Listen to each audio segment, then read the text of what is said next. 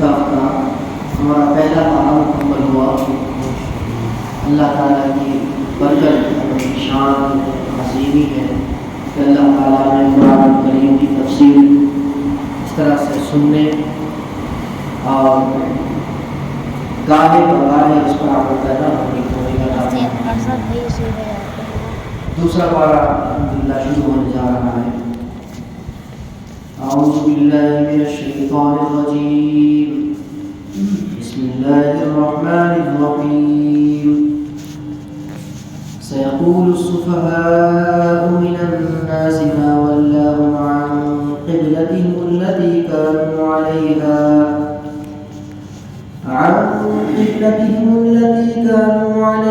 قل لله المشرق والمغرب يهدي من يشاء إلى صراط مستقيم وكذلك جعلناكم أمة وسطا لتكونوا شهداء على الناس ويكون الرسول عليكم شهيدا وما جعلنا القبلة التي كنت عليها إلا لنعلم من يتبع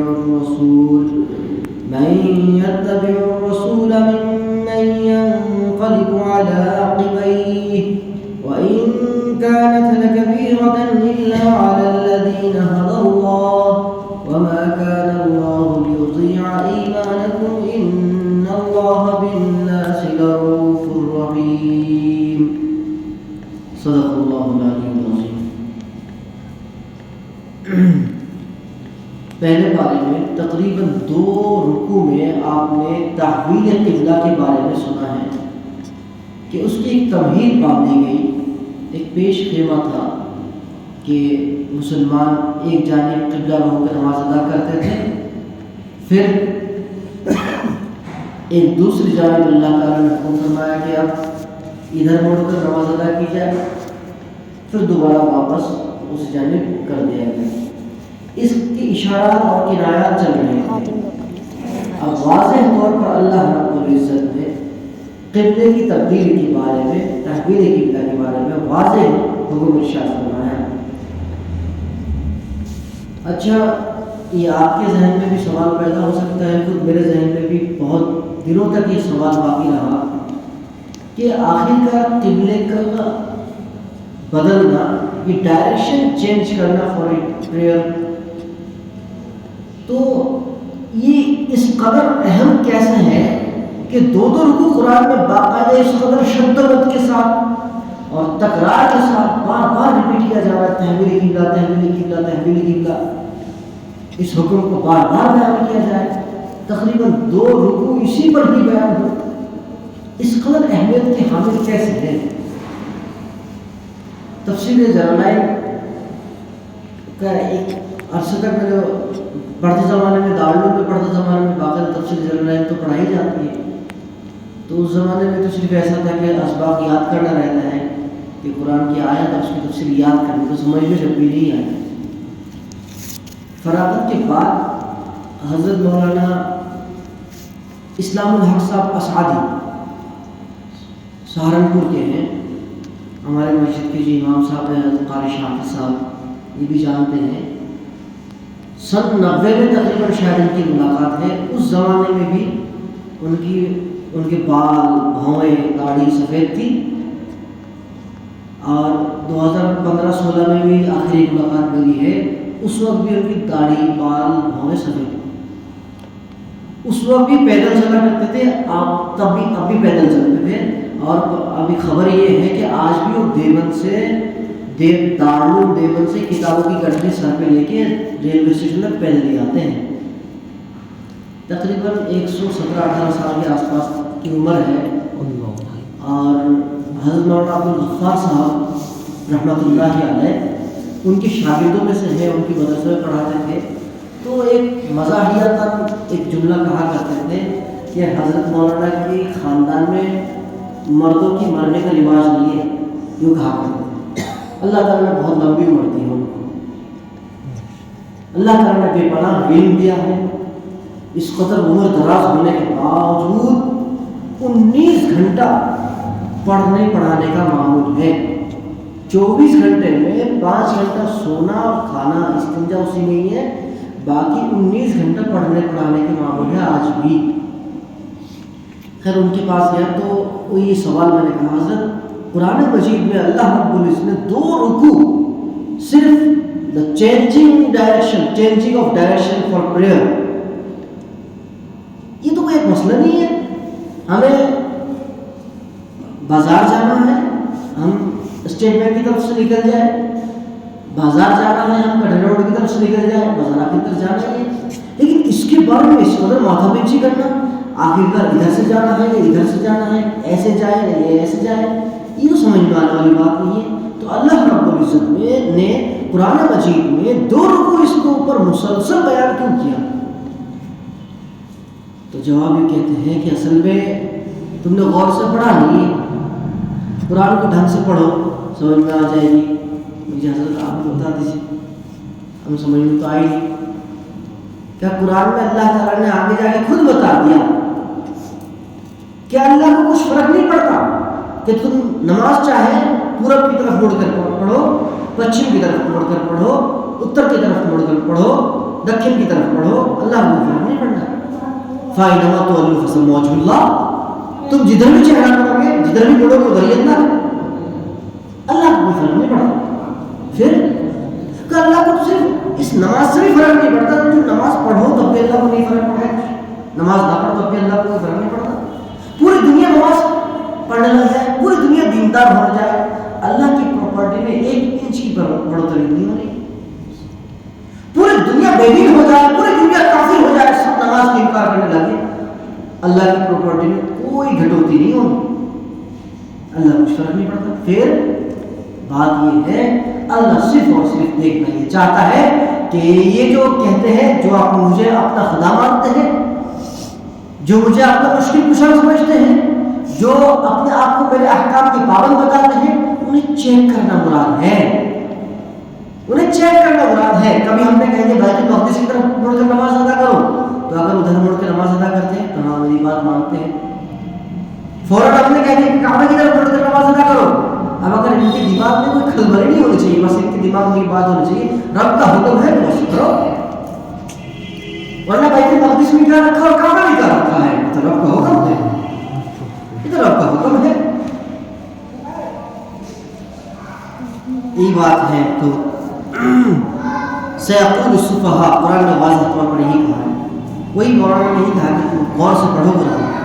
تو سچ بات یہ ہے کہ ترجمہ بھی پڑھ لیا تھا، تفسیر بھی پڑھ لی تھی، اس پر مختلف نکات بھی نکال لیے تھے، کئی سارے مضامین بھی لکھ لیے، لیکن حقیقت بات سمجھ لیے، حالانکہ قرآن میں صاف طور پر واضح طور پر قرآن میں لکھا ہوا ہے۔ سیقول السفہاء من الناس ما ولاهم عن قبلتهم التي كانوا عليها، عن قریب یہ بیوقوف لوگ کہنے لگ جائیں گے، لوگوں میں سے کچھ بیوقوف ہوں گے، وہ کہنے لگ جائیں گے ما ولاهم عن قبلتهم، اور انہیں ہو کیا گیا ہے، یہ کبھی قبلہ ادھر کبھی ادھر کبھی ادھر کبھی ادھر کرتے پھر رہے۔ قل للہ المشرق والمغرب یہدی من یشاء الی صراط مستقیم، اے نبی صلی اللہ علیہ وسلم آپ ان سے کہہ دیجیے کہ شمال و جنوب، یہ پورا اور پچھم، ساری سمت کس کی ہے؟ اللہ کی ہے۔ کس کی ہے؟ اللہ تعالیٰ کی ہے۔ یہدی من یشاء الی صراط مستقیم، اللہ جس کو چاہے اس کو ہدایت دیتا ہے، جس کو چاہے اس کو راستے کی طرف راستہ دکھلاتا ہے۔ تمہارا مقصود نہیں ہے، تمہارا ایمان مقصود نہیں، تم اللہ کے نزدیک مقبول نہیں ہو، قابل تو بہت ہو، قابل تو بہت ہے مگر مقبول نہیں ہے، قابل تو بہت ہے مگر مقبول نہیں ہے، آئے نا کی مانند دل تو نہیں، دل تو بہت ہے، صاف و شفاف دل نہیں ہے، دل تو بہت ہے، قابل تو بہت ہے مگر مقبول نہیں ہے، آئے نا کی مانند دل تو نہیں، دل تو بہت ہے۔ آپ صلی اللہ علیہ وسلم روایت مفسرین نے جو لکھا ہے، اگر تجزیہ کیا جائے تو سمجھ میں یہ آتا ہے کہ آپ صلی اللہ علیہ وسلم نبوت سے قبل، یہ ہجرت سے قبل جو مکہ میں تھے، اس وقت جو کعبے کی جانب رخ کر کے جو نماز ادا کرتے تھے، تو یہ جو رکن یمانی، ایک کنارہ جو ہے رکن یمانی اور حجر اسود جس کونے میں ہے، اس کی جانب رخ کر کے رکن یمانی سے حجر اسود کی جانب رخ کر کے نماز ادا کرتے تھے ہمیشہ. تو کیا ہوتا تھا اب جب کعبے کی طرف رخ کر رہے ہیں تو اس سائڈ میں تو خیر ہے ہی کعبہ، اور چونکہ رکن حجر اسود کی جانب سے رکن یمانی کی طرف چہرہ کیے ہوئے ہیں تو ٹھیک سامنے جو ہے بیت المقدس ہے، ٹھیک سامنے بیت المقدس ہے. یعنی اجتماع قبلتین، مفسرین نے لکھا ہے کہ کعبے کا بھی رخ اور بیت المقدس کا بھی رخ، دونوں کا رخ ایک ساتھ کیا کرتے تھے آپ صلی اللہ علیہ وسلم. جیسے آج آپ جو لوگ جو حج کر کے عمرہ کر کے آئے ہیں دعا کیجئے، میں بھی دعا کرتا ہوں اللہ تعالیٰ مجھے بھی اور آپ کو بھی اپنے خانہ کعبہ کی دیدار کروائے، اپنے رسول کی روضہ اقدس میں حاضری لگوائے. آمین. تو جو لوگ خانہ کعبہ گئے یا آپ کو پتا ہو کہ امام صاحب کسی ایک جانب کھڑے ہو جاتے ہیں، لوگ چاروں طرف مڑ کھڑے ہو جاتے ہیں، چاروں طرف گھیر کر کھڑے ہو جاتے ہیں. لیکن اس زمانے میں اس وقت آپ صلی اللہ علیہ وسلم نے کیا کیا تھا ہجرت سے قبل کہ یہ کیا کرتے تھے کہ حجر اسود کی جانب سے رکن یمانی کی طرف رخ کیا کرتے تھے. تو مسجد اقصی یعنی بیت المقدس کا بھی کی طرف رخ بھی ہو جایا کرتا تھا اور یہاں سے. لیکن مدینہ جانے کے بعد واضح طور پر آپ صلی اللہ علیہ وسلم کو بیت المقدس کی طرف چہرہ کر کے نماز ادا کرنے کا حکم دیا گیا، یہاں تک کہ 17 مہینے تک یہ حکم جاری رہا. آپ صلی اللہ علیہ وسلم مع تمام صحابہ کے 17 مہینے تک مدینہ منورہ میں بیت المقدس کی جانب چہرہ کر کے نماز ادا کرتے رہے قبلہ ہو کر. آپ اس کے بعد پھر یہ حکم آیا کہ نہیں، آپ پھر دوبارہ کہاں ہو جائیے، کعبے کی طرف مڑ جائیں. وَكَذَلِكَ جَعَلْنَاكُمْ أُمَّةً وَسَطًا لِتَكُونُوا شُهَدَاءَ عَلَى النَّاسِ، اور ہم نے تم امتیوں کو ایک درمیانہ، ایک انصاف پسند، ایک معتدل امت ہم نے بنایا ہے تاکہ تم لِتَكُونُوا شُهَدَاءَ عَلَى النَّاسِ، تاکہ یہ انبیاء کیا ہو جائے، لوگوں پر گواہ بن جائے. وَيَكُونُ الرَّسُولُ عَلَيْكُمْ شَهِيدًا، اور انبیاء پر بھی لوگ گواہ ہو جائیں. کیا مطلب ہے کہ انسان جو امتی ہے یہ بھی گواہی دے انبیاء کے متعلق کہ انبیاء نے ہم تک دین حق کو مکمل طور پر پہنچایا ہے، اور انبیاء بھی اپنے امتی کے متعلق یہ گواہی دے کہ اس امتی نے ہمارے دین کو، آپ اللہ تعالیٰ کے بھیجے ہوئے دین کو، کتاب کو آگے تک صحیح سلامت بحسن خوبی پہنچایا ہے. اور روایت میں حافظ ابن حجر الاسقلانی رحمۃ اللہ علیہ نے ایک روایت کا تذکرہ انہوں نے کیا ہے اور اس کو صحیح قرار دیا ہے. ابن حبان نے اس روایت کی ہے کہ امت محمدیہ کون ہے؟ کون ہے امت محمدیہ؟ ہم ہی ہے. پکی بات ہے، ہم ہی ہے بھائی، بولتے کیوں نہیں، ہم ہی ہے. تو امت محمدیہ کے متعلق روایت ہے کہ قیامت کے روز دیگر انبیاء کی گواہی امت محمدیہ دیا کرے گی. تو ان سے پوچھا جائے گا کہ تمہیں کیسے پتا، تم تو بعد میں آئے، تمہیں کیسے پتا، تم تو بعد میں آئے. تو کہا جائے گا، جواب یہ دیں کہ ہم نے اپنے رسول کی زبانی، اپنے اللہ تعالیٰ کے بھیجے ہوئے قرآن اور کتاب میں ہم نے ان انبیاء کے بارے میں پڑھا ہے، سنا ہے کہ ان انبیاء نے اپنے دین کو مکمل طور پر پہنچایا ہے. تو ان کی امتیوں میں سے کچھ لوگوں نے تو اختیار کیا، کچھ لوگوں نے اختیار نہیں کیا. یہ شرف حاصل ہوگا امت محمدیہ میں.